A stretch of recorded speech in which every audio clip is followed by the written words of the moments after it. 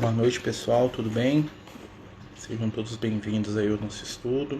Estamos iniciando aí no YouTube, também pelo Amigos do Caminho, aqui no Instagram.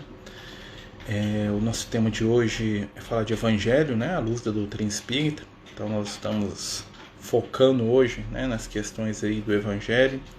E hoje nós vamos falar da parábola do filho pródigo, à luz aí da espiritualidade amiga e da doutrina espírita. O nosso objetivo com esse estudo é levar um pouco de consolo, um pouco de carinho, lembrando que a proposta da doutrina espírita é sempre consolar e instruir. Toda construção espiritual que nós defendemos e acreditamos se baseia nessa ideia do consolo caminhando junto com a instrução. Então, em todo momento que nós buscamos a espiritualidade, que a gente está buscando aí, o despertar dos nossos valores eternos, nós buscamos entender que o consolo vem primeiro e logo após vem a instrução, a nossa busca pelo aprendizado. Boa noite aos amigos que vão chegando aí. E nós vamos lá no Evangelho de Lucas, nós estamos lá no capítulo 15 do Evangelho de Lucas, no versículo 11, onde vai contar essa parábola para a gente. E aí nós vamos conversando aos poucos. Quem quiser trazer suas ideias, participar, nos ajudar, aí é sempre bem-vindo. E a gente vai começar aqui, vai lendo e vai conversando.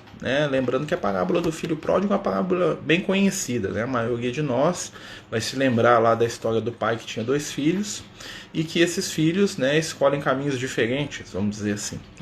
Boa noite, bem-vindos aos que estão chegando, que estão aparecendo aí devagarinho, aos que vêm de todos os lados, aí, como diria o nosso mestre Jesus, lá no livro Boa Nova, ele fala pra gente que os amigos viriam de todos os lugares, então bem-vindos a todos os amigos. E aí começa essa parábola, com o seguinte texto: disse mais, falando do Cristo: um homem tinha 2 filhos, o mais novo deles disse ao seu pai: Pai, dá-me parte dos bens que me toca. Ele então repartiu entre eles os bens. Passado poucos dias, juntando tudo que era seu, o filho mais novo partiu para uma terra distante, e lá dissipou todos os seus bens dissolutamente. Então aqui nós vamos começar aqui no texto, Vamos lembrar que a parábola é sempre uma história que Jesus contava, com o objetivo de ensinar alguma coisa, É uma história que tinha esse objetivo de fixar algum conceito espiritual, algum conceito profundo, E as parábolas ela tinham a capacidade de conversar com as pessoas em vários níveis de entendimento, Então o homem simples, o homem do campo, o pescador, o carpinteiro, o pedreiro, o escravo, o soldado, eles conseguiam tirar ensinamento da parábola, assim como o nobre, o letrado, o doutor da lei, o fariseu, o filósofo. Então a parábola tinha o objetivo de ser universal. Então, à medida que a pessoa escutava, ela conseguia ali absorver conceitos. Então ele começa falando de um homem, Vamos lembrar que a razão, o homem é a representação da razão, aqui também representa a ideia de Deus, tá? O pai. E ele tem 2 filhos, E ele vai ter 2 filhos que vão ser identificados da seguinte forma: o mais novo e o mais velho. O filho mais novo, a ideia de mais novo traz a ideia da inexperiência, da juventude espiritual, despreparo espiritual. E o mais velho traz a ideia de alguém que já é mais experimentado, mais sábio, que já passou por mais situações, que já desenvolveu mais a sua caminhada evolutiva. Então nós temos aí esses 2 parâmetros ali iniciais. E a parábola já começa com o mais novo indo até o pai pedindo aquilo que era dele. Ele queria receber a sua herança. Vamos lembrar que entre os povos semitas, entre os povos, era muito comum que a herança fosse dividida entre os filhos de maneira desigual, tá, gente?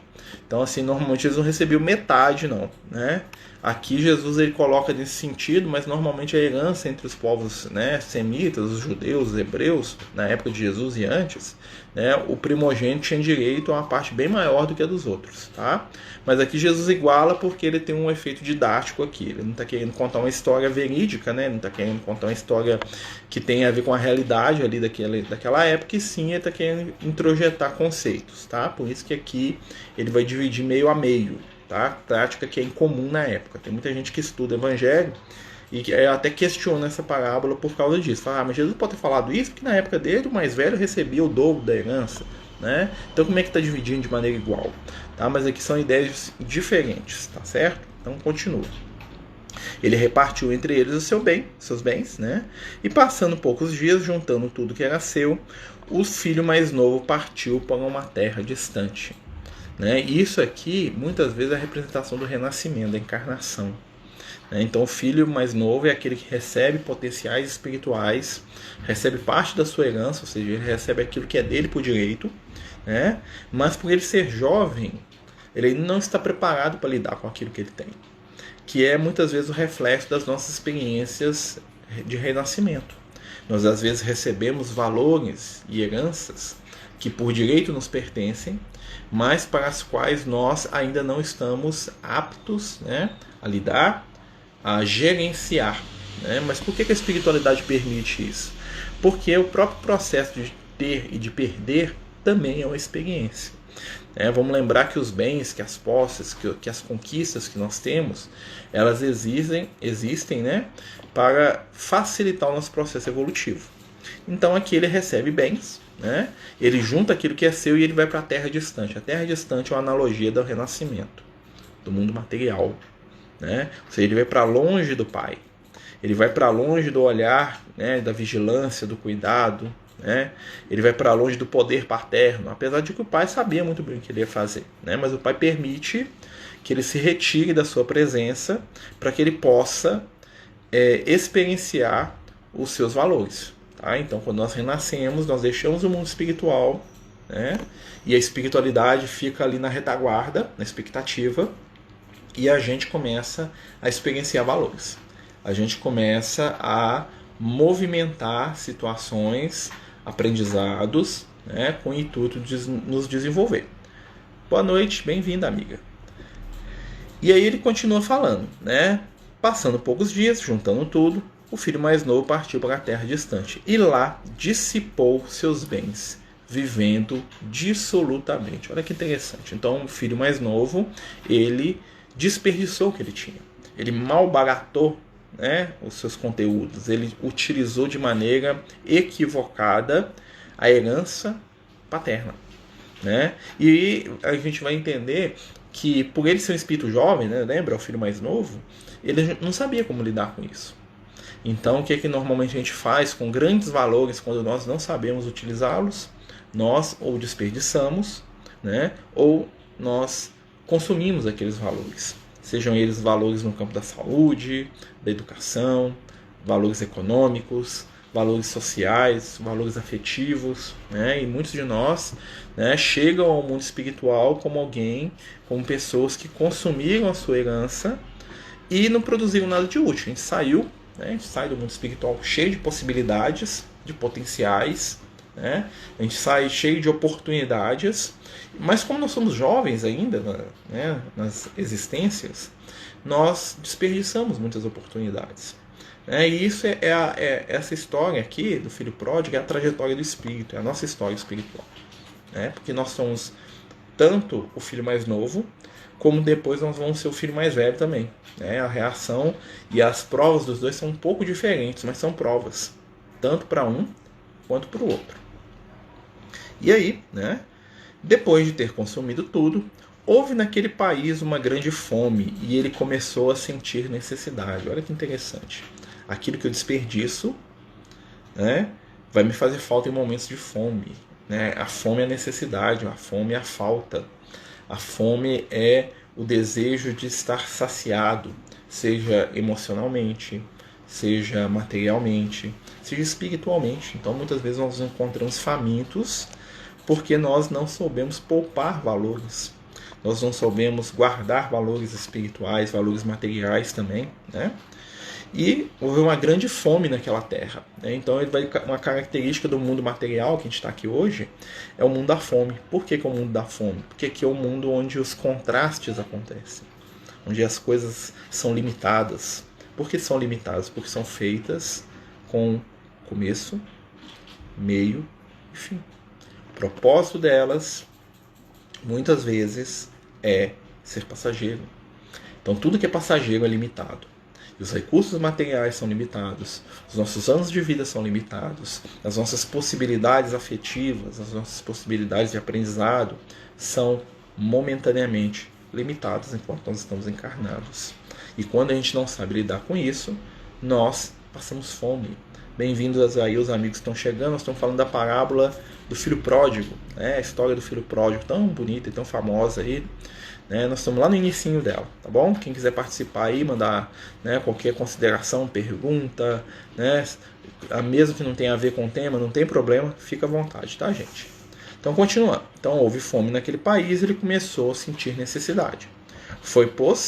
Pôs-se a serviço de um dos cidadãos daquela terra, e este mandou para os seus campos guardar porcos. Então o filho, ele sente fome, né? Ele gastou tudo que ele tinha, esbanjou.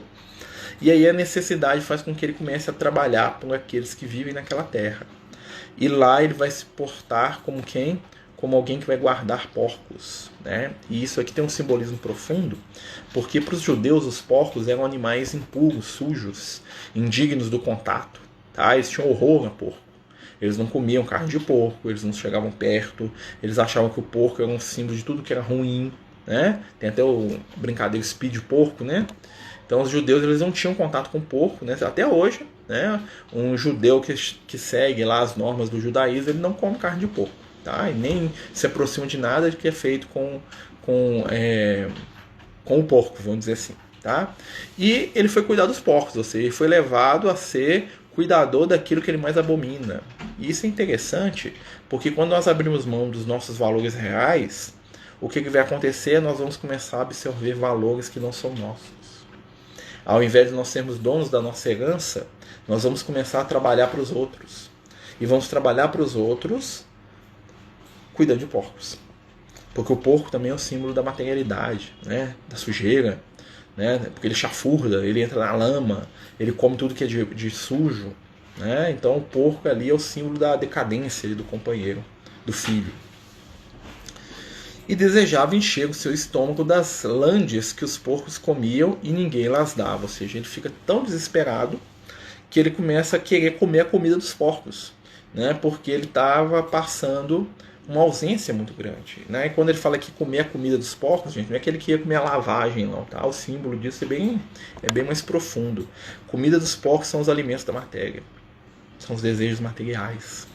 Então o que significa? Eu reencarno cheio de potencialidades luminosas no bem e na luz, e aí quando eu chego na Terra, eu desperdiço os meus potenciais espirituais.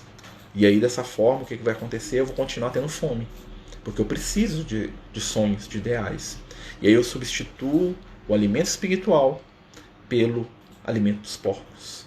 Materialismo, posse, poder, vaidade, egoísmo, desejos, né? Prazeres. Porque muitas das nossas disputas de encarnados são dominadas e controladas pelo nosso incessante desejo pelo prazer. O prazer dos sentidos, o que nos agrada. O que é o prazer? O prazer é aquilo que nos agrada os sentidos, seja o olfato, a visão, a audição, o paladar, o tato. Então o prazer nos seduz, porque nós gostamos de sensações agradáveis sensorialmente falando. E aí nós trocamos a herança espiritual pela comida do porco. E aí nós ficamos querendo comer a comida do porco, falando, não, mas ser feliz é isso. Ser feliz é dar uma festa por semana. Ser feliz é ter dinheiro para gastar no que eu quiser. Ser feliz é ficar em umas férias eternas sem trabalhar. Ser feliz, é beber até cair. É o sexo em desregramento. É ver quem eu não gosto mal e quem eu gosto bem. De preferência eu mesmo. Então são situações que vão nos fazendo invejar a comida dos porcos. Nós falamos assim, mas feliz é o fulano. Porque eu acredito em Deus, eu busco espiritualidade, mas eu estou sempre lascado, assim que a gente fala. E o fulano que não acredita em nada, se faz mais mal para os outros, está se dando bem na vida aí. Eu estou querendo comer comida do porco. Eu estou com inveja do nada que o outro tem. Sabendo que as realidades da matéria são transitórias, e como eu desperdicei o que eu tinha de espiritual, eu fico com inveja do cara que é rico, que é bonito, que está fazendo sucesso. Então, isso é querer comer a comida do porco. tá? Deixa eu abrir a porta ali que tem um bicho ali, não é um porco não, mas é um gato. Ele batendo na porta.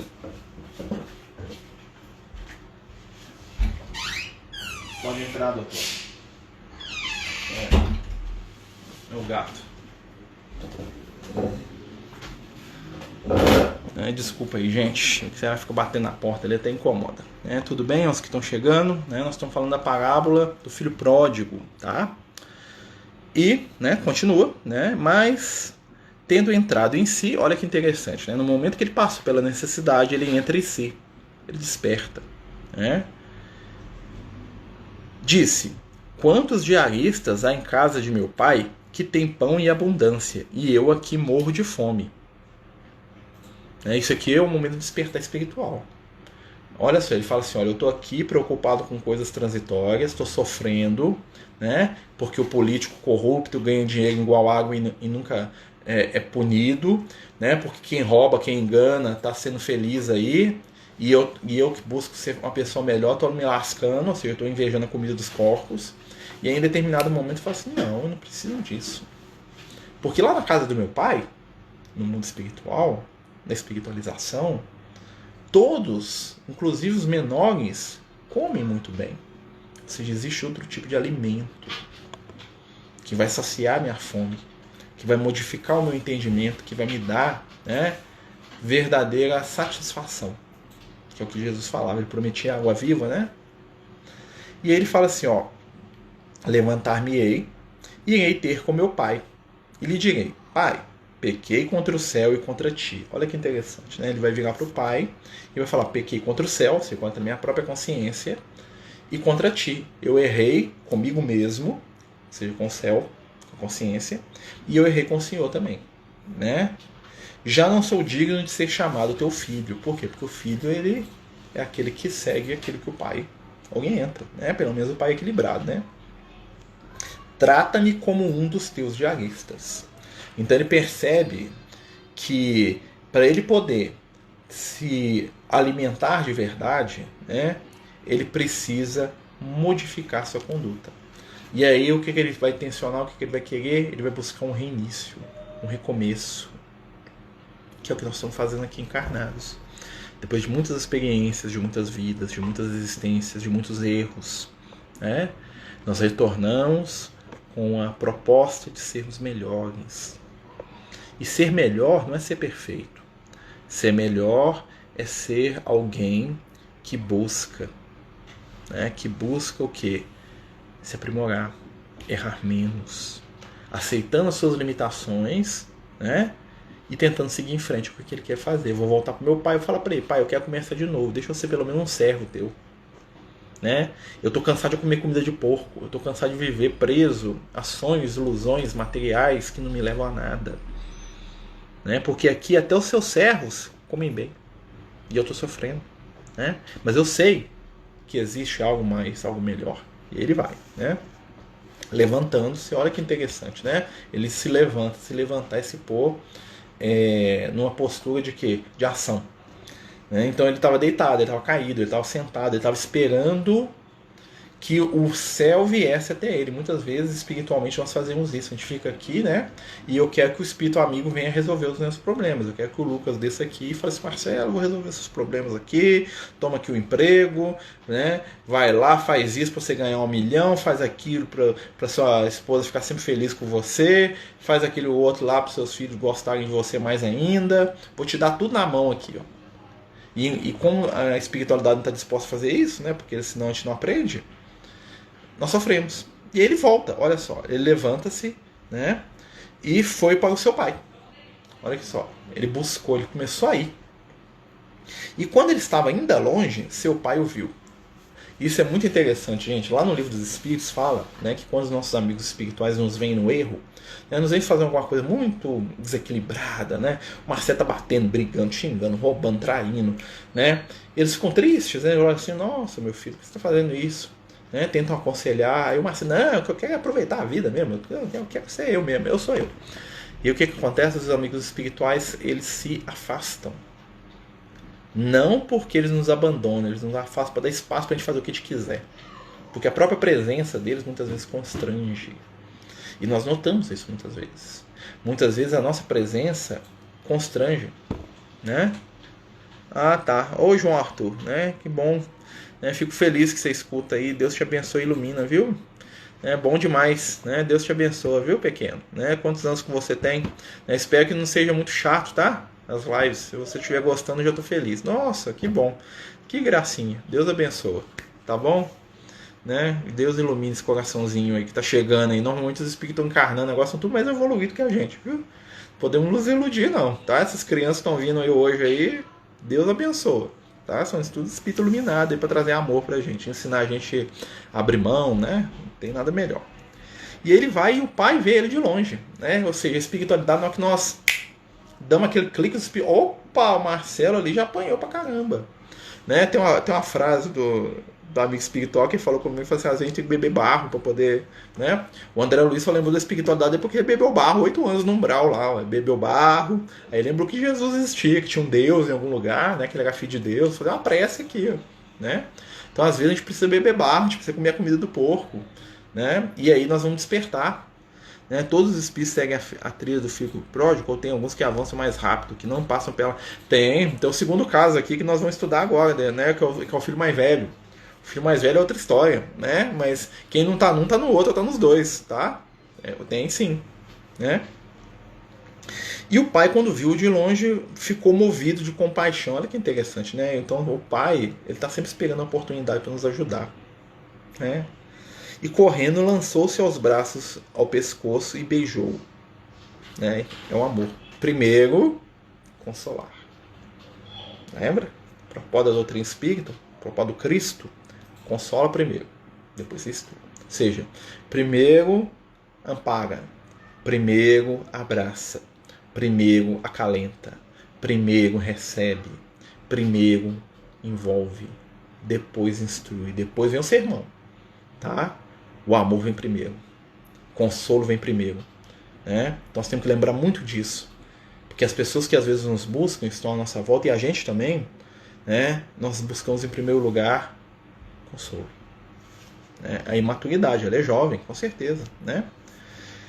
E o filho disse, pai, pequei contra o céu e contra ti, já não sou digno de ser chamado teu filho, né? O filho começou a querer se justificar, né? Porém o pai disse a seus servos, tirai depressa a veste preciosa, vestir-lhe e ponde-lhe um anel no dedo e sapatos nos pés, trazei-lhe também o vitelo gordo, matai e comamos e banqueteemos-nos. O que o pai dele fala assim, ó, deixa isso pra lá, primeiro nós vamos cuidar de você. E aí você fala assim, nossa, mas que coisa, mas você vai ver isso lá no livro Nosso Lar. Quando você lê o livro Nosso Lar, o que vai acontecer? O André Luiz está lá no umbral, né? E nervoso, e reclamando, xingando, e ele chega no Nosso Lar. Primeira coisa que eles fazem com o André Luiz, nós vamos trocar essa roupa, vamos tirar isso aqui, vamos dar um banho em você, vamos melhorar sua aparência, vamos cuidar de você. Né? Ah, porque eu errei. Quer saber? Não. Vão cuidar, vão trazer, vão tratar, vão trazer um médico, vão ajudar, vão pôr... É o mesmo simbolismo. Você está colhendo. O pai ali, ele não estava cogitando o erro do filho. Porque se o filho estava ali, era porque ele já tinha mudado de postura. Né? Pelo menos o desejo do bem o filho tinha. Então aquilo já era justificativa para o amparo. Então quando alguém nos busca, seja em qualquer questão da vida, né? E se nós estamos ali abertos para receber, aquela pessoa quer mudar. Aquela pessoa quer algo diferente. E isso, né, é uma coisa que é muito profunda para a gente lidar. Eu lembro, né, eu já contei aqui para vocês, mas eu vou contar de novo, que tem uma das histórias que mais me emocionou aí na minha vida, que é atual de encarnar. A gente estava lá no Francisco de Assis, né, na casa espírita onde nós participamos, e a gente sempre fez um trabalho com morador de rua, né, e tem muito a ver com esse texto aqui, tá, gente? E a gente faz, né, ainda o trabalho com morador de rua, né? E nessa época eu ficava com os moradores de rua quase todos os dias que eles iam, né? Porque não tinha ninguém para ficar. Agora a gente tem um monte de gente, né? Tem um monte de companheiros aí muito melhores do que eu. E aí a gente ficava lá com os moradores de rua. E num determinado dia a gente estava fazendo estudo de evangelho, lendo essa parábola aqui do filho pródigo. E aí, né, tinham 2 companheiros que eram moradores de rua, que estavam lá assistindo o estudo, né? E um chamava o Caçula e o Nicolas, tá? São nomes falsos, tá, gente? É nome só de apelido deles. E o que acontece? Eles estavam lá escutando e um deles virou para mim, né, o que chamava Nicolas, né, que não é, o nome dele não é esse, tá, gente? E ele falou assim para mim, Marcelo, esse negócio aí, eu não perdoo ninguém, eu não gosto de ninguém, eu não amo ninguém, e se me encher o saco eu mato mesmo. Mato, porque eu já matei de novo. Eu falei assim, não, meu amigo, não, que isso, né? E aí o que aconteceu? O outro também, que não é o Flow se chega, tá, gente? O caçulo, né? Já tinha, sei lá, 5 ou 6 mortes nas costas, tinha ficado no presídio, ele tinha uma machadada nas testas aqui, que tinha até um fundo aqui na cabeça dele, da marca de machado que ele tomou na cabeça, pra você ter ideia, né, do nível. Né? E eu tinha uma afinidade muito grande com ele. E eles estavam lá, né? Na casa, iam sempre, né? E aí, a gente fazendo isso tudo aqui, ó, filho pródigo, né? Aí o que acontece? Os dois lá, né, aquela coisa toda, e eu falando pra eles de perdão, de amor, né? Mas vou continuar aqui no final, eu conto a história, tá? Só pra gente contextualizar, mas é interessante. O filho disse, né, que pecou, né? E ele fala assim, porque este meu filho estava morto e reviveu, tinha sido perdido e foi encontrado, e começaram a banquetear-se. Então eles fizeram uma festa pro filho, né? E a festa é o evangelho, a festa é o momento do recomeço, né? E esses dois companheiros estavam lá comigo, lá na casa espírita, o Caçula e o Nicolas, né? E para coincidência, estava um sentado à minha direita e outro à minha esquerda. E aí o que acontece, né? No mesmo, um deles, assim, o Caçula, ele frequentava lá devia ter uns 10 anos que ele frequentava lá, né? E em determinado dia, né, nesse dia que a gente estava fazendo estudo, eles saíram, né? Passou uns 2 dias, alguém me liga, me fala, a gente sempre fica sabendo das coisas, né? E me falaram, olha, o Caçula morreu. Mataram ele lá no lugar lá onde que ele vigia carro. Eles ficavam vigiando carro, né? E aí o que aconteceu? Esse outro que estava lá comigo, né, o Nicolas, deu uma facada no pescoço dele pelas costas, por causa de briga, por causa de negócio de vigiar carro. Aquele que falou que não perdoava ninguém, né? Deu uma facada no pescoço dele, matou ele, né? Passou uma semana, ele foi lá, uma semana depois mesmo, tipo assim, foi num sábado, tipo no outro, assim, no máximo 2, eu não lembro bem, que já tem alguns anos. Ele foi lá na porta da casa espírita, né? Chegou lá na porta, chegou atrasado, aí não pode entrar depois de um determinado horário, né? O companheiro que estava na porta, ele foi lá e pediu para me chamar. Aí eu fui lá na entrada da casa, né? Na grade, eu falei assim, ô fulano, ô Nico, tá bom, filho? Né? E ele virou pra mim e falou assim, matei o Caçula. Falou na lata, assim, olhou no meu olho e falou, matei. Eu olhei esse pra ele e falei assim, Ele virou pra mim e falou assim, o que você acha disso? Eu falei assim, eu acho que é lamentável, né, meu amigo? Eu não posso te julgar não, mas eu tô triste porque eu gostava do Caçula, eu gosto de você também. Né, mas não gostava nada, eu tava com raiva dele. Se eu pudesse, eu tenho, né, parente na polícia, eu tava com vontade de chamar pra poder pegar ele. Esse é o meu sentimento na hora, fala sério. Né, mas você tá na casa espírita, né, você tem que ficar, né? E aí ele virou pra mim e falou assim, eu vim aqui, né? Eu fui em campanha, o que esse cara veio fazer aqui? Ele veio aqui pra jogar na minha cara, que ele matou o outro? Não, mas o que é isso? Ele falou assim, aí eu tava já querendo que ele fosse embora, né? Tipo, dispensando ele, virou pra mim e falou assim, que eu tô precisando de um passe. Né? Precisando de um passe. Aí eu falei, passe?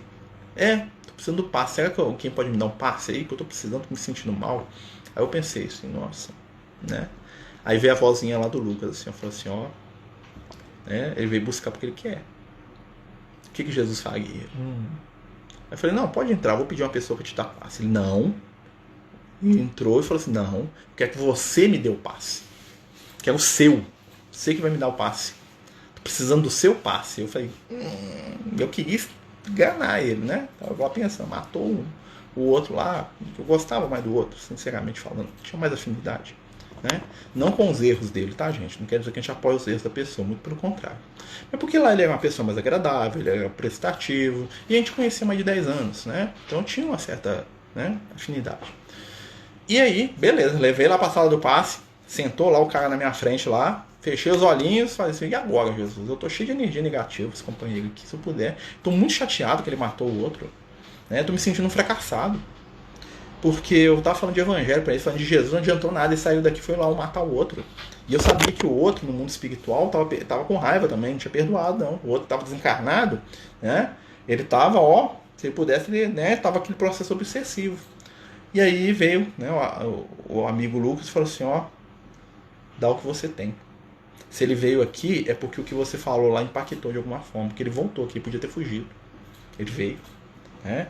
Ele veio porque ele não ficou com medo de ser preso. Ele veio aqui porque tem alguma coisa aqui dentro da casa espírita que ele quer. É o filho que está voltando. Aí eu fiz uma prece, dei o passo mais sentido que eu podia na minha vida, eu dei para ele. Depois disso ele nunca mais voltou lá. Né? Mas eu fico pensando, se eu não quisesse ter dado o passo, se eu tivesse chamado a polícia igual eu queria, será que teria sido mais útil? Acho que não.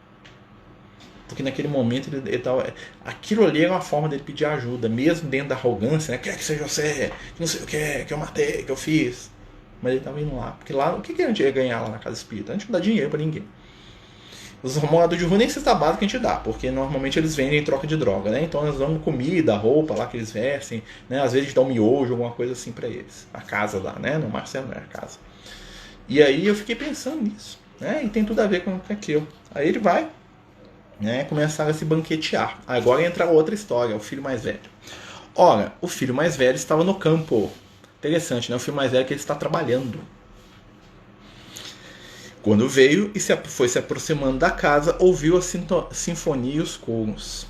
Chamou um dos servos e perguntou o que era aquilo. Parece muito com a história lá que eu estava contando. Você está lá trabalhando, né? Você está na casa espírita fazendo bem, né? Você é coordenador da atividade. Olha lá que cara bonzinho que você é, né? Seu filho mais velho, nesse momento. Né? E aí chegou outro. Aí você olha, o que esse cara tá fazendo aqui? O que esse cara veio bater no meu portão hoje? O que esse cara veio fazer aqui na casa espírita aqui? Não tem vergonha na cara? Ele é a prova do meu fracasso. Porque eu falei de Jesus pra ele, saiu pra matar os outros. Filho mais velho. Né? Chamou um dos servos e perguntou o que era aquilo. Este disse, teu irmão voltou e teu pai mandou matar um novilho gordo, porque o recuperou com saúde. Ele veio até a casa espírita. Atrás de quem? Do pai. Tá entendendo a história? Ele veio atrás do pai. Né? E naquele momento, qual que é a prova do irmão mais velho? Entendeu aqui qual que é a ligação aqui da história que eu estou contando? Né? Ele indignou-se e não queria entrar. Dar passe nesse cara? Né? Esse cara tem que ir pra cadeia. Foi o que eu pensei, tá, gente? Estou dividindo com você de coração. Eu pensei mesmo. Fiquei muito chateado. Foi um momento de prova pra mim ali. Se fosse o Lucas me cutucando ali, eu acho que eu ia ter chamado a polícia, tá? Mas o pai, saindo, começou a pedir que entrasse. A espiritualidade, vai, meu filho, entra. Ele, porém, respondendo, disse ao pai, há anos que te sirvo, nunca transgredi nenhum mandamento teu e nunca me deste um cabrito para me banquetear com os meus amigos. Muita gente cobra da espiritualidade. Cobramos? Porque eu faço prece, porque eu faço isso, porque eu aconteço, porque eu sou o cara. E a espiritualidade não vem aqui resolver meus problemas, não me dá tratamento VIP. Eu tinha que ter tratamento VIP, não tinha, não. Sou médium. Né? Sou cristão. Tratamento VIP, gente, já é a própria vida que nós temos. Se a gente tem com essa vida aí, que a gente tem a oportunidade de aprender, já é o tratamento diferenciado que a gente tem. E o pai vai falar isso com ele, olha só. Mas o pai disse-lhe, filho, tu estás sempre comigo. Tudo o que é meu é teu. Era, porém, justo que houvesse banquete e festa, porque este teu irmão estava morto e reviveu. Tinha perdido-se e foi encontrado. E é interessante, olha que interessante aqui, gente. Não fala o que o filho mais velho fez. Jesus, ele não conta o que aconteceu, se o filho mais velho entrou, se o filho mais velho perdoou, se o filho mais velho ficou lá fora ainda. Por quê? Porque isso aqui, somos muito a gente. Então, quando o companheiro foi lá bater na porta da casa espírita para pedir, né, para me dar um passe nele, depois de ter matado o outro, né, e que eu estava me sentindo mal fracassado, porque, né, era o meu momento de teste. E quando eu penso nisso, né, eu penso muito nessa questão do filho mais velho aqui. Ó. Muitas vezes a gente tem muitos valores agregados, né, nós não escolhemos o caminho de abrir mão das coisas. Né, talvez não agora, porque eu acho também que o filho mais velho, um dia ele foi filho mais novo. Né, não tem essa questão do cronológico. Então, o momento que a gente se torna um filho mais velho, nós vamos ter que lidar com as dificuldades do irmão mais novo. E normalmente nós não temos paciência para isso. Né? E aí vem o pai e o pai joga a real pro filho mais velho. Qual que foi a real pro filho mais velho? Falou assim, isso aqui ele não tem nada. Tudo que tem aqui é seu. Eu tô pegando o que é seu para dar para ele, mas é tudo seu. A posse, o dinheiro, a herança, é tudo seu. Né? Os valores que você tem prestando para ele, 5 minutos de atenção, de paciência, né? são teus. Você já tem. Você está no campo, você não está trabalhando, então o trabalho veio até você. Né? E aí muitas vezes a gente é aquela questão, né? A gente começa a trabalhar no bem, seja em qualquer aspecto, E muitos de nós, a primeira dificuldade, o primeiro companheiro que não concorda com a gente, a primeira pessoa que fala um trem que te desagrada, o que a gente faz? A gente, casca fora. Por quê? Porque nós queremos facilidade. Né? E o trabalho do Cristo não é um trabalho fácil, meus amigos. Tá? E quando a gente fala isso na intimidade da gente também. Porque conviver é difícil. Né? Por isso que a gente vê muitos companheiros, né? A gente via lá o pessoal, né? É muito difícil lidar com uma pessoa boa. Imagina se lidar com um assassino, com um bandido, com um criminoso, com alguém que feriu o outro, alguém que feriu alguém que é importante para você. Né? Então são provas e são testes para a gente poder lembrar. E outra coisa, se a pessoa te busca, existe ali um germe de arrependimento. Às vezes a própria pessoa nem sabe por que ela está fazendo aquilo. Eu lembro uma outra história também, muito, muito tocante também, né? De uns rapazinhos que a gente atendia lá na casa também, né? E que eles entraram lá 2 vezes para poder roubar, né? Roubar a casa espírita, gente. O cara roubar a casa espírita é um trem assim, porque tem nada para roubar na casa espírita. Né? Só se roubar a cesta básica. E na época nem tinha, porque estava faltando mantimento. Né? Aí foi lá, arrombou, procurou as coisas, tinha nada. Não levou nada que não tinha nada. Né? Eu acho que tinha uns R$5 do fundo da campanha do quilo. Né? E o que acontece? De todos os lugares que eles pensaram em invadir, depois eu conversei com eles, eu peguei eles escondido, né? Eles falaram que eles escolheram a casa espírita. Por quê? Eles não sabiam. Porque alguma coisa atraía para lá. Nem que seja para roubar. Né? E o companheiro, ele teve lá, depois de toda aquela situação que ele fez, lá do mal que ele fez, ele pensou, vou voltar lá. Alguma coisa levou ele lá. E não foi o mal que ele fez, não. Foi Jesus. E muitas vezes, quando a gente aprende a conviver com aquelas pessoas que convivem conosco, nós vamos ver que em muitos momentos nós somos o filho mais jovem, inexperientes, que não sabemos o que estamos fazendo. Em outros momentos nós somos o filho mais velho, né, que já dizemos, olha, eu já sei, já sou herdeiro, já sei que isso aqui é meu. E aí nós crescemos, né, e crescemos de maneira negativa, crescemos para cima do outro. Porque nada é mais difícil do que pedir. Né? Eu lembro que uma vez a gente estava lá na casa espírita também, aí chegou uma senhora pedir uma cesta básica pra gente. E era uma senhora muito difícil. Nossa senhora, ela tinha um problema mental e ela não gostava de mim de jeito nenhum. E eu também não tinha paciência nenhuma com ela. Às vezes eu ficava me perguntando por que eu não tenho paciência nenhuma com essa dona. Eu tenho paciência com todo mundo, né? Com gente muito mais chata. E eu não tenho paciência nenhuma com ela. E aí um dia, e ela cuspiu na minha cara uma vez, e todo dia ela ia lá porque ela esquecia, né? E ela queria sexta todo dia, ia no sábado, no domingo, na segunda-feira, ia num dia que não tinha atividade, ela tinha um problema mental muito grave. E aí um dia, né, a gente tava lá, aquela coisa toda, né? E eu tava sem paciência, queria botar ela pra fora, de tanto que ela tava me fazendo raiva lá dentro, lá, né? Muito inconveniente. Mas eu também tinha que ter paciência, né? Pelo menos eu sei disso. E aí, né? Eu tava lá, né, querendo mandar ela embora, aí um amigo espiritual, que eu nem sei quem que é, um outro espírito aí, deve ser um dos trabalhadores lá da casa, falou pra mim, só meu amigo, você já parou pra perceber, pra prestar atenção, quão difícil é pedir? Você sair da sua casa, sem ter às vezes comida pro seu filho, sem ter às vezes uma roupa, né, precisando de um remédio, aí você fala assim, ó, tem uma casa espírita ali, ó, que parece que eles ajudam os outros.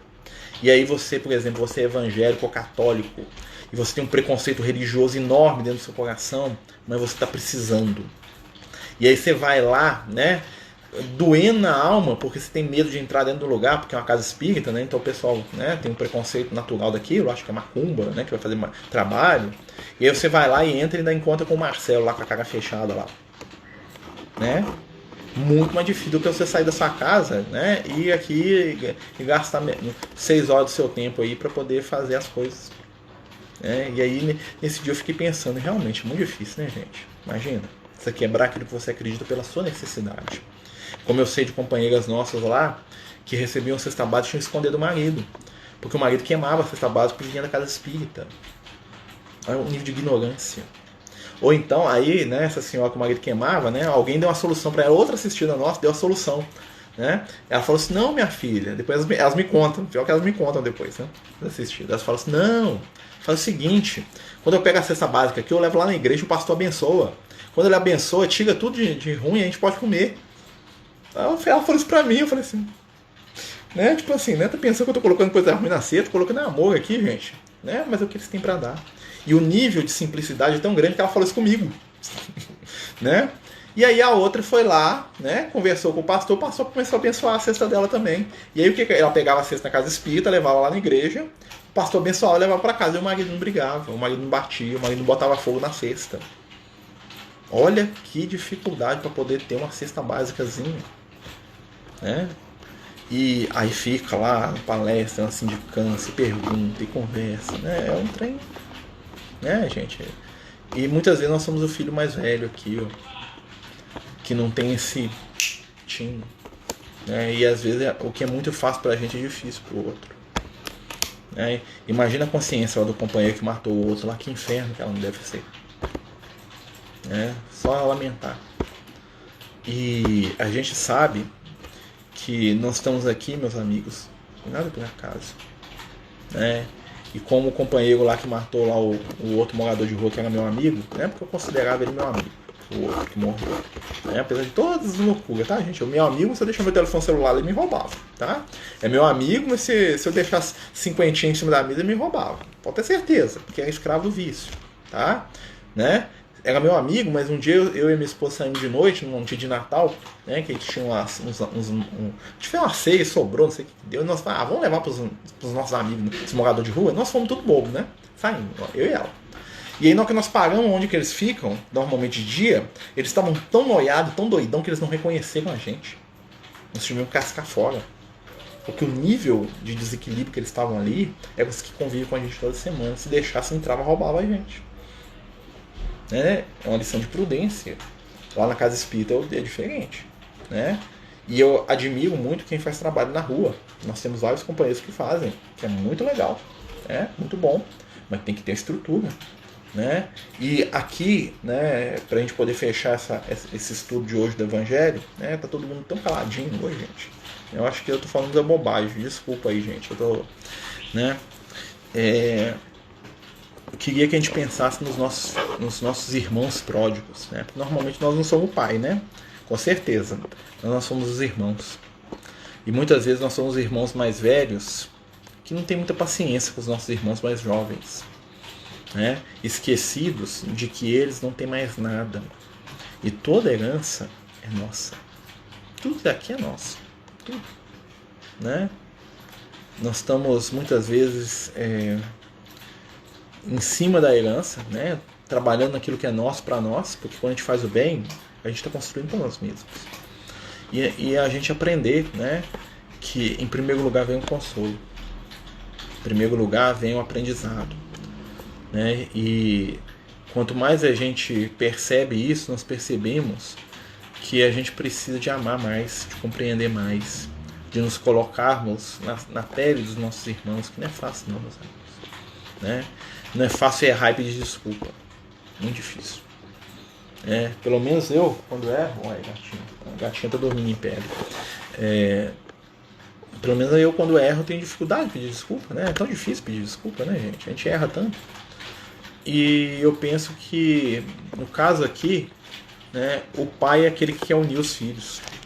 Porque a expectativa do pai qual que é? O filho mais velho vai chegar, ele já entende, ele vai receber o outro, ele vai abraçar o irmão, ele sabe o que eu sinto, ele é meu filho mais velho, ele já aprendeu comigo, né?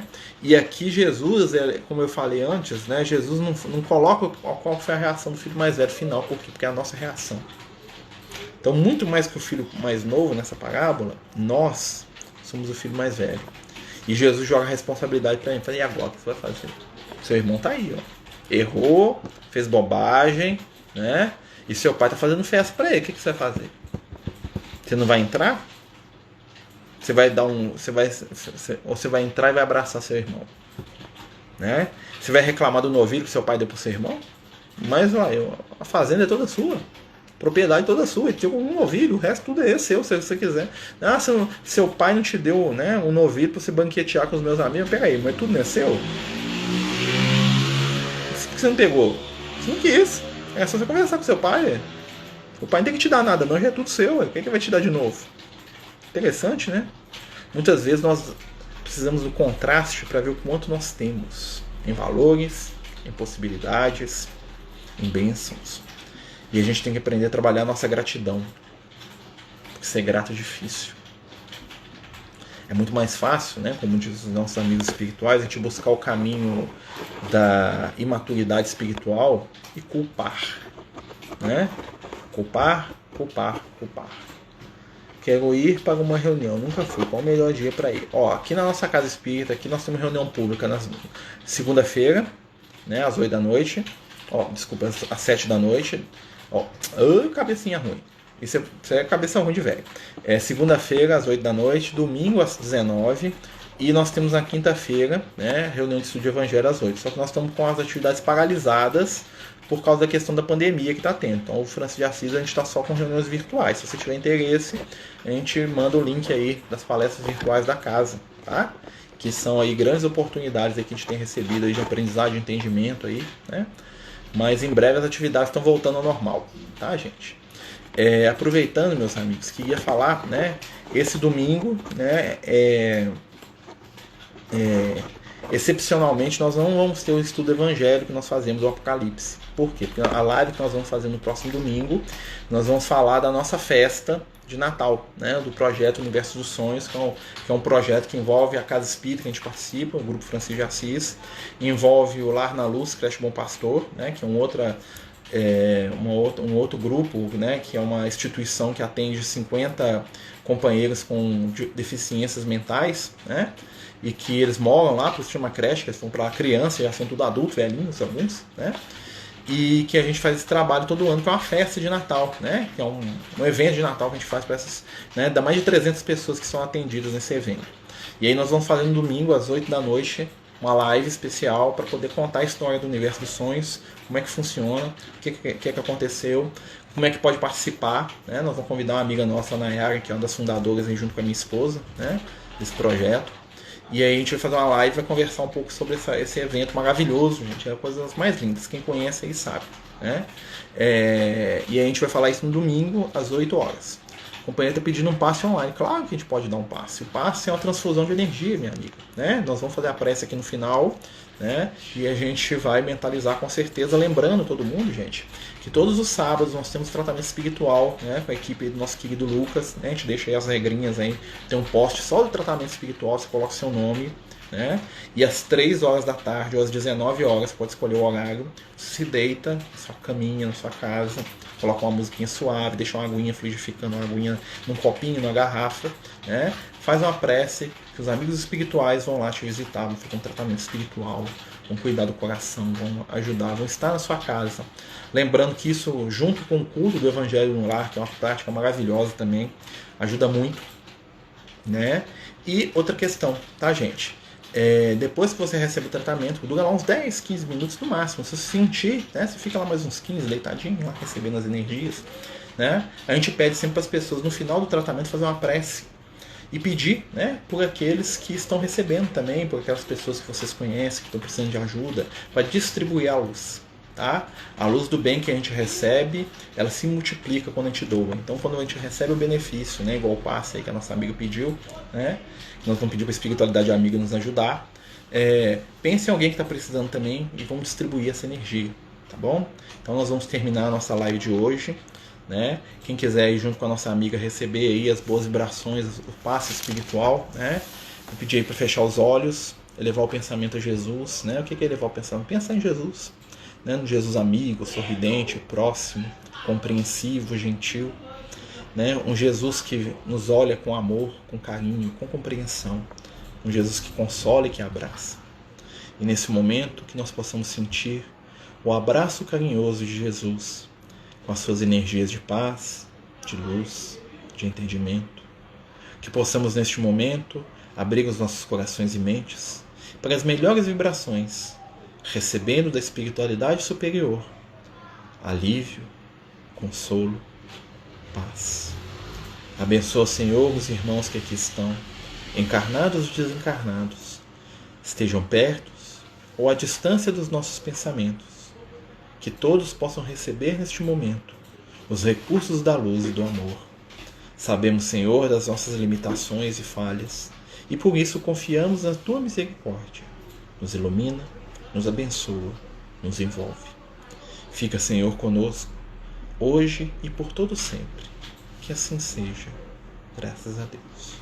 Pedimos aos amigos espirituais que envolvam os corações dos companheiros com muita luz, com muita paz.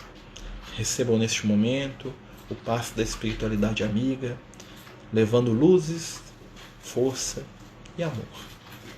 Meus amigos, muito obrigado pela atenção, pelo carinho, pela presença. Vamos lembrar aí que isso tudo fica salvo no IGTV, daqui uns minutinhos já está lá. Então se você entrou depois e não conseguiu assistir por causa do horário, só ir lá assistir, tá bom? Nós estamos colocando no YouTube também, lá no YouTube Amigos do Caminho. Quem quiser participar do nosso grupo lá, do grupo do Amigos do Caminho, é só olhar aí, na descrição aqui do Instagram, vocês vão ver lá o linkzinho, tá bom? Muita paz, muita luz. Lembrando, gente, domingo vamos fazer uma live sobre o universo dos sonhos, grande festa de Natal que nós fazemos aí para mais de 300 pessoas. Contamos aí com a presença e com o apoio de vocês, tá bom? Muita paz, muita luz.